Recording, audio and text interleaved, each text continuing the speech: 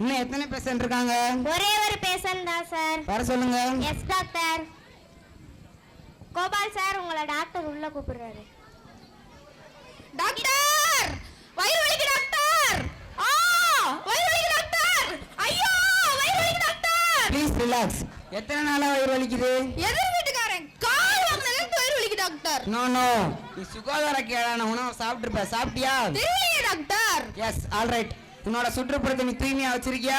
எனக்கு ஏன் சுற்றுப்புறம் டாக்டர்? என்ன சுத்தி இருக்கிறவங்க கடங்கார பசங்க தான். வயிறு வலிக்கு டாக்டர். நீங்க இருக்கிற வீடு சுத்தமா இருக்குதான்னு டாக்டர் கேக்குறாரு. என் வீட்டை மட்டும் கேட்கிற கதையில என்கிட்ட கேக்குறீங்களே. நாம வாழ்ற சுற்றுப்புற தூய்மையா இருந்தாதான் நோய் வராது. எப்போது இயற்கையை மறந்தோமோ சுகாதாரத்தை மறந்தோமோ அப்போதே எல்லா வித நோய் வர ஆரம்பிச்சிருச்சு. அதனால் டாக்டர் எனக்கு வயிறு வலி தாங்க முடியல டாக்டர். இந்த நேரம் பட்டிமன்றத்தில் பேசுற மாதிரியே பேசுறீங்களே. வயிறு வலியில நான் செத்து பேரும் போல இருக்கு. வயிற்று வலியால யாரும் சாக மாட்டாங்க மிஸ்டர். இயற்கை அழிச்சாதான் சாவாங்க. சுற்றுப்புறத்தை மாசுபடுத்தினாதான் நோய் வந்து சாவாங்க. இதெல்லாம் நம்ம மக்களுக்கு தெரிய மாட்டேங்குது சார். நாம தான் தெரிய வைக்கணும். முதல்ல உனக்கு B12 இன்ஜெக்ஷனை போடுங்க. அது குரங்குக்கு போடுறது சார். ரெண்டும் ஒண்ணுதான், சும்மா போடுங்க.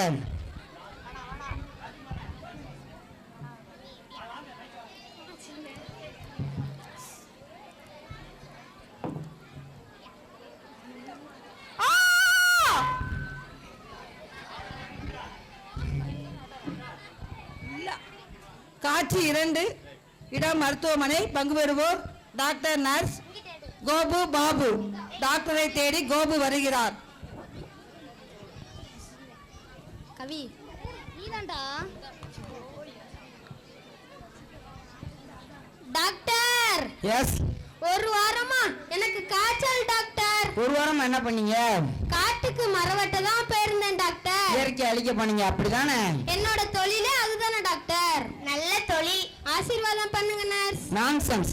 ஏன் காட்ட போய் அழிக்கிறீங்க? அதுல உள்ள மரம் தானே நமக்கு மழையை தருது. அப்ப மாரியாத்தா மழை கொடுக்கலையா? இயற்கை அழிச்சா மாரியாத்தாவும் கொடுக்க மாட்டா, மங்காத்தாவும் கொடுக்க மாட்டா. அப்ப வேற ஆத்தாவை தேடிக்கிற வேண்டியதுதான்.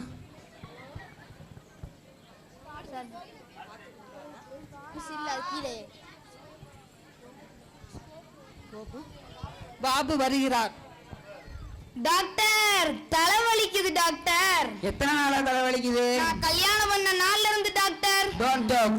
நான் சொல்றத கேட்டாதான் அவங்க 2 பேத்துக்கு ட்ரீட்மெண்ட் கொடுப்பேன். சொல்லுங்க டாக்டர். வசமா மாட்டிக்கிட்டோம். கேட்டுதானே ஆகணும். இனிமேல் உங்க சுற்றுப்புறத்தை நீங்க தூய்மையா தான் வச்சிருக்கணும். எதுக்கு டாக்டர்? நயன்தாரா வந்து டான்ஸ் ஆடுறதுக்கு. அவங்க ஆடிட்டு போட்டோம், நீங்க மட்டும் வந்துடாதீங்க. No comments. நான் சொல்றத கேளுங்க. சுற்றுப்புறம் தூய்மையா இருந்தாதான் நோய் வராது. அதனால நம்ம எப்பவும் இயற்கையை அழிக்க கூடாது. நான் அழிக்காட்டினாலும் என் மனைவி அழிச்சிடுவாளே. சொல்லி வைங்க. நீர்வளம், நிலவளம், பயிர் வளம் இது 3 காப்பாற்றப்படணும்னா அதுக்கு மழை வேணும். அந்த மழை பெய்யறதுக்கு மரம் வேணும். அதனால கண்டிப்பா வீட்டுக்கு ஒரு மரம் வளர்க்கணும். இயற்கையை பாதுகாக்கணும்னா பிளாஸ்டிக் பொருட்களை பயன்படுத்தக்கூடாது. ஆறுகள், குளங்கள், நீர்நிலைகளை அசுத்தம் செய்யக்கூடாது. கழிவு பொருட்களையும் பிளாஸ்டிக் பொருட்களையும் தெருவில் போடக்கூடாது. அதனால் இயற்கை மாசுபடும். அதனால் அந்த குப்பைகளை எல்லாம் ஆஸ்பத்திரியில போடுறீங்களா? கிண்டலா? பின்ன என்ன சார், நோய்க்கு வைத்தியம் பண்ணாம என்னென்னமோ சொல்றீங்க. வந்த நோய்க்கு வைத்தியம் பண்றதை விட நோயே வராம பாத்துக்கிறதானே நல்லது. டாக்டர் எப்படி பிழைப்பார் நர்சம்மா? தையல் மிஷின் போட்டு பிழைச்சுக்குருவாரு. முதல்ல நீங்க நல்லா இருங்க, அது போதும். எஸ். இனிமேல் இயற்கையை நீங்க அழிக்க கூடாது, அதை பாதுகாக்கணும். ஒரு சந்தேகம் டாக்டர், நீங்க MBBS படிச்சிருக்கீங்களா, அக்ரிகல்ச்சர் படிச்சிருக்கீங்களா? இயற்கையை பாதுகாக்கணும், அதை பத்தி படிச்சிருக்கேன். அனைத்து உயிர்களின் பாதுகாப்பும் அதுல தானே அடங்கி இருக்கு. ஆறுகள், குளங்கள்,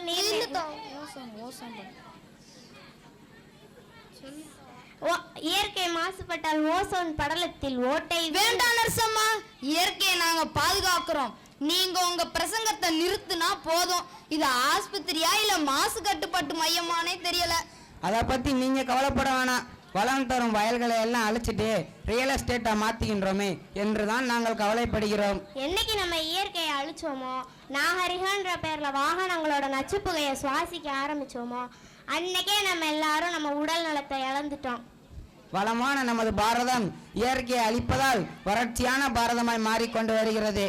அதனால்தான் எனது தொழிலை கூட மறந்து இயற்கையை பாதுகாக்கும்படி உங்ககிட்ட கேட்கிறேன். டாக்டர் ஐ ஆம் சோ சாரி. நாங்க இதுவரை விவரம் தெரியாம இருந்துட்டோம். நல்ல விஷயத்தை யாருனாலும் பேசலாங்கிறதற்கு நீங்களே உதாரணம். நம்மை வாழ வைக்கும் இயற்கையை இனிமேல் நாங்கள் அழிக்க மாட்டோம். இயற்கையை பாதுகாப்போம். வீட்டுக்கு ஒரு மரம் வளர்ப்போம். வாழ்க பாரதம், வளர்க அதன் பெருமை. நன்றி பிள்ளைங்களே, நன்றி.